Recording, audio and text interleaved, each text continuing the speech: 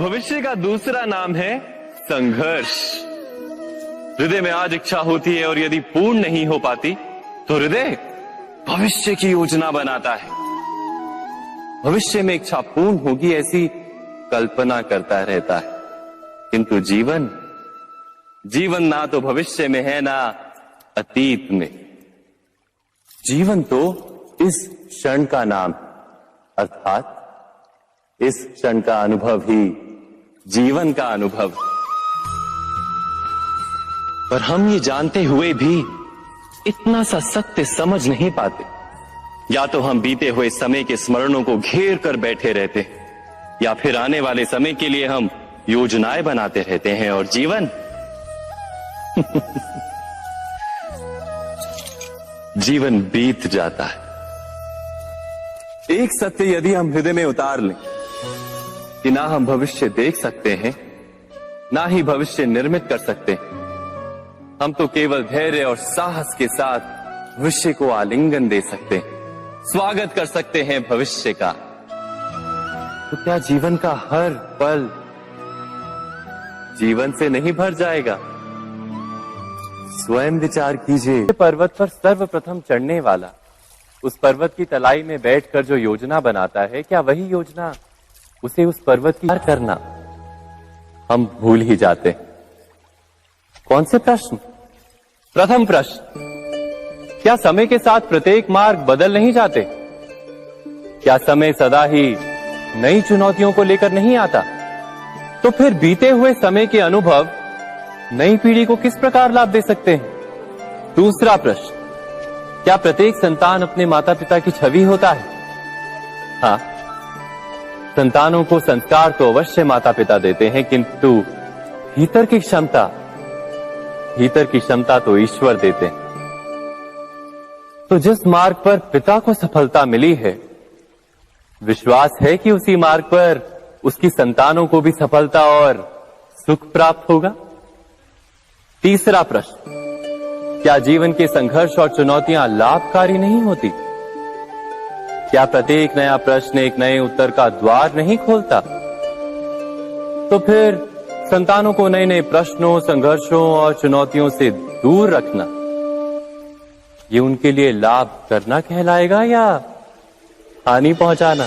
अर्थात जिस प्रकार संतान के भविष्य का निर्माण करने के बदले उसके चरित्र का निर्माण करना श्रेष्ठ है, वैसे किए गए निर्णय भविष्य में सुख अथवा दुख निर्मित करते हैं, ना केवल अपने लिए, अपने परिवार के लिए भी, आने वाली पीढ़ियों के लिए भी। जब कोई दुविधा सामने आती है तो मन व्याकुल हो जाता है, अनिश्चय से भर जाता है। निर्णय का वो क्षण युद्ध बन जाता है और मन बन जाता है युद्ध भूमि। अधिकतर निर्णय हम दुविधा का उपाय करने के लिए नहीं, केवल मन को शांत करने के लिए लेते हैं। पर क्या कोई दौड़ते हुए भोजन कर सकता है? नहीं। तो क्या युद्ध से जूझता हुआ मन कोई योग्य निर्णय ले पाएगा? वास्तव में शांत मन से जब कोई निर्णय करता है तो अपने लिए सुखद भविष्य बनाता है, किंतु अपने मन को शांत करने के लिए जब कोई निर्णय करता है तो वो व्यक्ति भविष्य में अपने लिए कांटों भरा वृक्ष लगाता है। स्वयं विचार कीजिएगा।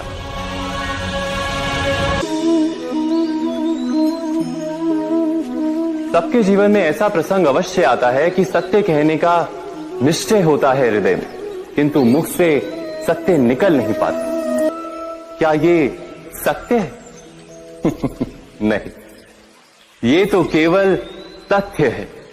अर्थात जैसा हुआ था वैसा केवल बोल देना सामान्य सी बात है। किंतु कभी कभी उस तथ्य को बोलते हुए भी भय लगता है। कदाचित किसी दूसरे की भावनाओं का विचार आता है मन, दूसरे को दुख होगा ये भय भी शब्दों को रोकता है। तो ये सत्य क्या है? क्या हमने कभी विचार किया है?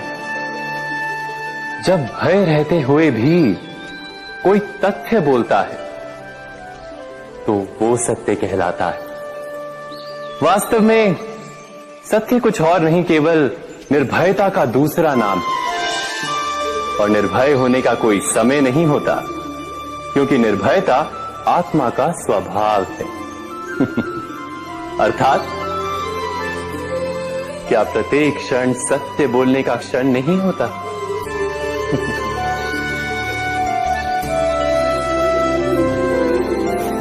ज्ञान प्राप्ति में विभिन्न बाधाओं को उत्पन्न करता है। कभी किसी अन्य विद्यार्थी से ईर्ष्या हो जाती है, कभी पढ़ाए हुए पाठों पर संदेह जन्मता है और कभी गुरु द्वारा दिया गया दंड मन को अहंकार से भर देता है। नहीं, क्या ऐसा नहीं होता? न जाने कैसे कैसे विचार मन को भटकाते हैं और मन की इसी अयोग्य स्थिति के कारण हम ज्ञान प्राप्त नहीं कर पाते। मन की योग्य स्थिति केवल समर्पण से निर्मित होती है। समर्पण